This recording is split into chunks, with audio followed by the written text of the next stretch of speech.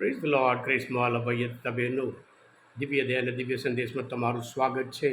આ સંદેશ સાંભળનાર તમારા સૌ માટે વિશેષ પ્રાર્થના કરું છું.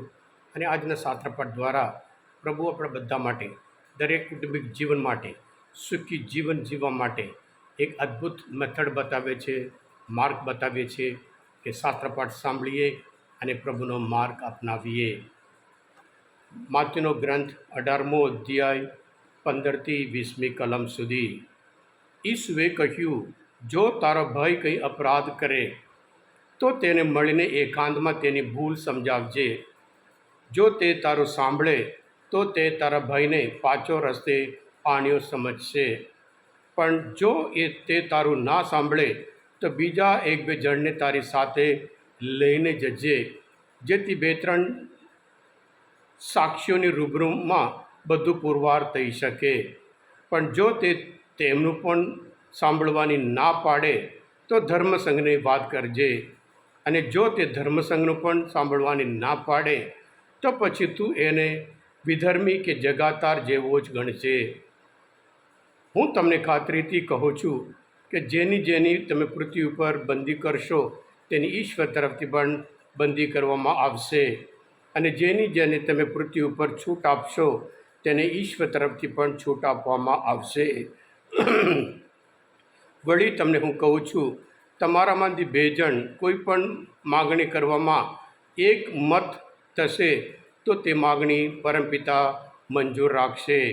કારણ જ્યાં બે કે ત્રણ જણ મારે નામે ભેગા થયા હોય ત્યાં હું તેમની વચ્ચે હોવાનો જ.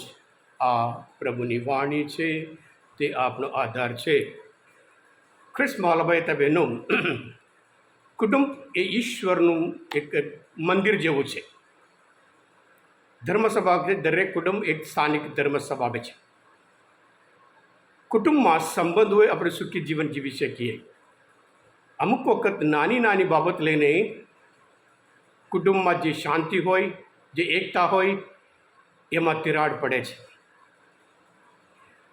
આજીવન પછી એ નાની બાબત લઈને મોટું સ્વરૂપ આપી એકબીજા સાથે વાત પણ કરવા તૈયાર નથી.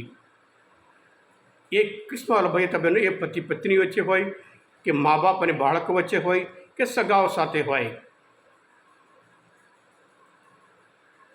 આપણે કેવી રીતે સુખી જીવન જીવવાનો પ્રભુ માર્ગ બતાવે છે. પ્રભુ કહે છે, તારો ભાઈ કંઈ કરે, ભૂલ કરે, ખોટું કરે, એકાંતમાં એની પાસે ડાયરેક્ટ એની સાથે જઈને પાસે વાત કરવાની ભય તું જે કરે છે એ બરાબર નથી. એને એ તારું સાંભળીને સન્માર્ગે આવે સારું કહેવાય. જો ના સાંભળે તો બીજા બે જણ લઈ જજે. અને પછી એમનું પણ ના સાંભળે પછી ધર્મસંઘ પાસે એને પણ બતાવજે, જેથી કરી હેતુ શાંતિ છે, હેતુ સમાધાન છે, હેતુ સુખી જીવન છે. આપણા મનમાં કોઈનો વિચાર રાખીએ, ગુસ્સો રાખીએ, ગેરસમજ રાખીએ કે બીજા આપણને અપમાન કર્યા હોય, ઘા કર્યું હોય, એ સાથે ને સાથે રહી આજીવન. કૃષ્ણવાલાભાઈએ તબેનો એક પતિ પત્ની વચ્ચે એક નાની બાબતમાં એક ઝઘડો, બંને સાંજે વાત કરવાનું બંધ કરી દીધા. રાત્રે જમ્યા પછી સવારમાં તો પતિને 5:30 વાગે ઉઠવાનું છે, એટલે પત્ની જ્યાં જોઈ શકે ત્યાં એક ચિઠ્ઠી લખીને સવારમાં મને 5:30 વાગે ઉઠાડજે, મારે જવાનું છે. એમ કરીને ચિઠ્ઠી મૂકીને પત્ની જોઈ શકે પ્રમાણે પતિ ઊંઘવા ગયો.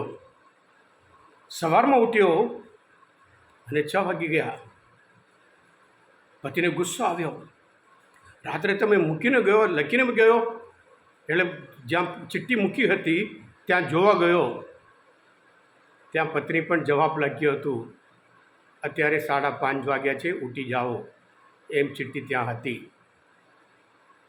કૃષ્ણવાલાભાઈ તબેનું જ્યારે ડાયરેક્ટ વાત ના થાય, ઘણું બધું ગેરસમજ થઈ શકે છે. એક વખત એક લગ્ન પહેલાં છોકરા અને છોકરી કોઈના ઘરમાં જમવા ગયા હતા. જમ્યા પછી લગ્ન પહેલાં જ, અને પછી જમ્યા પછી જે છોકરી ફિયાન્સી એટલે છોકરાનો પ્લેટ લેવા ગઈ. ત્યારે છોકરા કીધું અત્યારે નહીં, લગ્ન પછી તો તારે તો કાયમ મારા પ્લેટ ધોવા પડશે. મજાકમાં કીધું. છોકરી ગંભીરતાપૂર્વક લીધું. હા, તારા ઘરમાં તારા પ્લેટ ધોવા માટે હું આવું છું એમ કરીને નાની બાબત લઈને એણે કીધું તારી સાથે હું લગ્ન કરવા તૈયાર નથી. ગેરસમજ. કૃષ્ણ ભાઈ હતા બહેનું, કુટુંબિક જીવનમાં સંબંધો વચ્ચે સંબંધ બહુ મહત્ત્વનો છે. સંબંધ પવિત્ર છે. કેવી રીતે રાખવાનું? ડાયરેક્ટ આપણને નુકસાન થયું હોય, આપણને ઘા કરી હોય, આપણે અપમાન કર્યું હોય, આપણે વેદના આપી હોય, ડાયરેક્ટ જઈને વાત કરીએ જેથી કરી સમાધાન થાય, જેથી કરી આપણે શાંતિના વાહક થઈએ છીએ. પ્રભુ પોતે કહે છે શાંતિના સ્થાપકો પરમ સુખી છે, તેઓ ઈશ્વરના સંતાન કહેવાશે. પ્રભુ પોતે કે જ્યારે તમે પ્રાર્થના કરવા આવો તારો ભય કંઈ તને યાદ આવે, મૂકી દે. બલી આહુતિ એ બધું જરૂર નથી.